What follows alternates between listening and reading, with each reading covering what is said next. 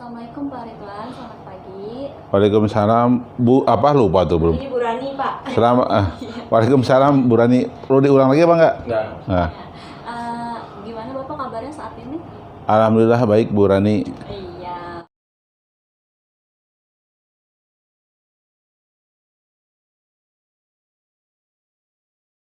Nah, sekarang mau kiat suksesnya tuh siswanya atau gurunya atau sekolahnya nih? Oh, boleh semuanya, untuk Oh. siswa, untuk guru, untuk sekolah. Oke, terus orang tuanya juga mungkin ya. Betul, iya.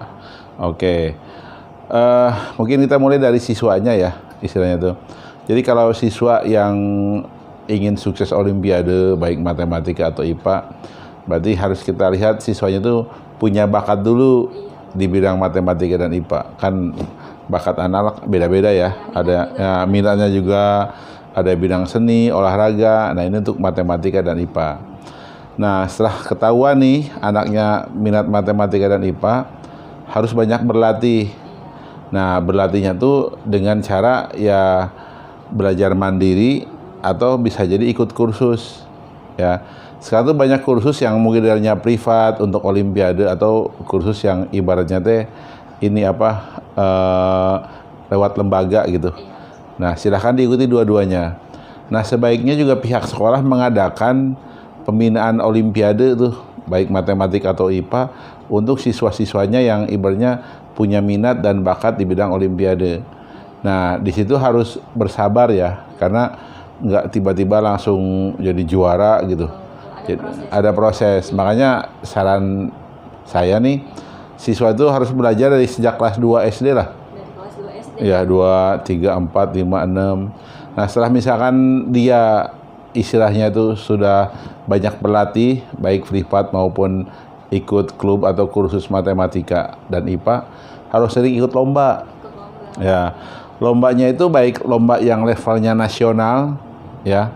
Nasional itu misalkan lomba-lomba yang lokalan tapi nasional seluruh Indonesia ikut, atau lomba internasional seluruh dunia ikut. Nah, alhamdulillah ya sedikit promosi. Saya punya lembaga namanya Klinik Pendidikan MIPA, itu memang mengadakan pembinaan untuk anak-anak berbakat olimpiade matematika dan juga mengadakan lomba-lomba matematika baik nasional maupun internasional.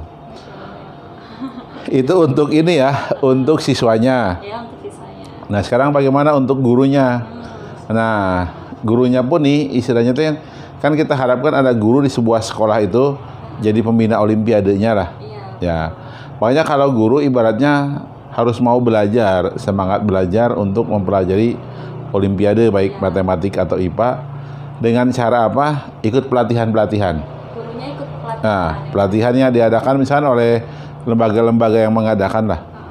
Setelah itu, setelah ikut pelatihan, kalau bisa gurunya tuh membuka atau jadi pimpinan klub matematika dan IPA untuk mengajari anak olimpiade matematik dan IPA dan rutin. Makanya poin penting di sini gurunya adalah guru yang terus mau belajar. Yang kedua harus ikhlas. Iya, betul. Karena gini, kadang-kadang pembinaan matematik dan IPA itu kan semacam apa ya, kelas tambahan yang juga merepotkan. Benar-benar. Sebab harus nyari materinya gitu kan tiap hari, materi-materi sulit dan mengajarkannya.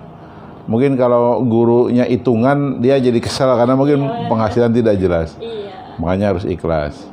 Dan yang kedua juga ini segera promosi, alhamdulillah di lembaga saya tuh Klinik Pendidikan MIPA ada pembinaan buat guru dan kita juga mengajak untuk guru tuh ikhlas. Makanya kita buat klub matematika dan IPA seikhlasnya, KMS, karena kita harapkan di klub itu guru ngajarkan olimpiade matematik dan IPA dengan ikhlas.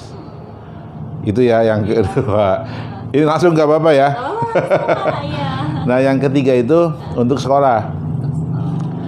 Kalau sekolah ingin misalkan menciptakan juara olimpiade matematika di sekolahnya atau juara olimpiade IPA di sekolahnya, jadi tadi sekolah harus mensupport muridnya ketika misalkan mereka harus kursus gitu kan, juga gurunya ketika harus misalkan kursus, dan membuat semacam klub MIPA untuk olimpiade.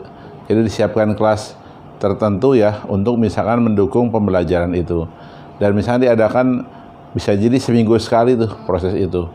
Dan ketika misalkan ada anaknya lolos, awalnya misalnya di tingkat kota kabupaten ke level provinsi, ya disupport lagi tuh.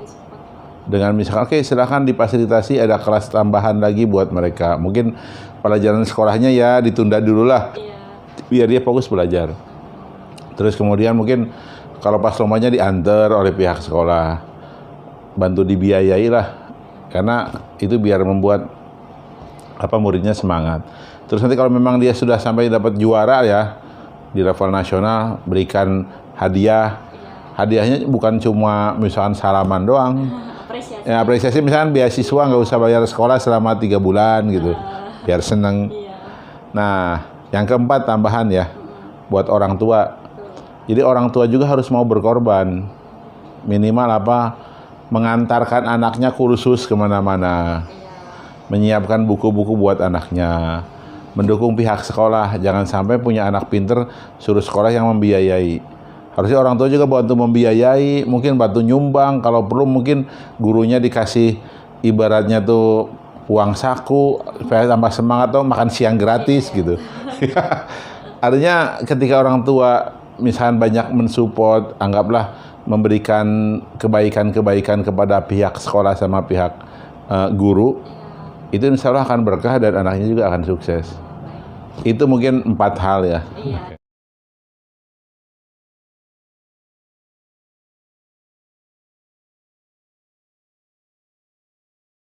Itu pertanyaan bagus. Jadi memang yang harus dilakukan adalah bahasanya tuh keempatnya tuh berembuk nih. Ya, utamanya gini. Pertama, pihak sekolah dulu dengan pihak guru nih. Jadi pihak sekolah sudah punya niat, terus ketemu guru yang bagus, langsung kemudian ini tadi mengadakan seleksi dulu. Ya, siswa yang berbakat untuk itu. Ketika sudah terpilih siswanya, kemudian nanti undang orang tuanya, siswanya dengan guru dan pihak kepala sekolah lah untuk rapat bareng tentang program ini akan menuju ke mana, visi misinya, dan harus saling mendukung. Insya Allah istilahnya itu nanti akan berjalan lancar. Nah, kalau bisa pertemuan itu dibuat sebulan sekali, sekaligus mengevaluasi, menginformasikan perkembangan putra-putrinya. Dan yang sangat penting begini, bahwa grup itu nanti bukan hanya untuk lomba matematika OSN atau KSM. Kita berpikir memang untuk membina potensi anak-anak yang berbakat ini biar lebih cemerlang lah. Kan nanti akan banyak lomba yang bisa diikuti, KMNRI, KMC. Pokoknya jangan sampai ketika misalkan target tidak tercapai langsung berhenti, teruslah belajar. Karena ibaratnya kita petik manfaat tuh bukan hanya untuk setahun 2 tahun. Kadang-kadang mungkin setelah 5 tahun baru terasa. Banyak kasus anak tuh SD nggak juara olimpiade, tapi tetap mau belajar. SMP, SMA nggak juara olimpiade, tetap mau belajar materi olimpiade. Pas kuliah itu, dia dapat beasiswa S1, S2, S3 itu di Jepang. Karena konsisten. Nah, itu harus diingatkan tuh ke orang tua, guru, siswa, dan pihak sekolah. Itu. Memang diperlukan kolaborasi ya Pak? Betul, kolaborasi. Nah. Itu aja sih Pak dari saya. Terima kasih untuk kiat-kiat dan saran-saran dari Pak Ridwan yang sudah sangat memotivasi kami. Alhamdulillah. Assalamualaikum warahmatullahi wabarakatuh. Waalaikumsalam warahmatullahi wabarakatuh.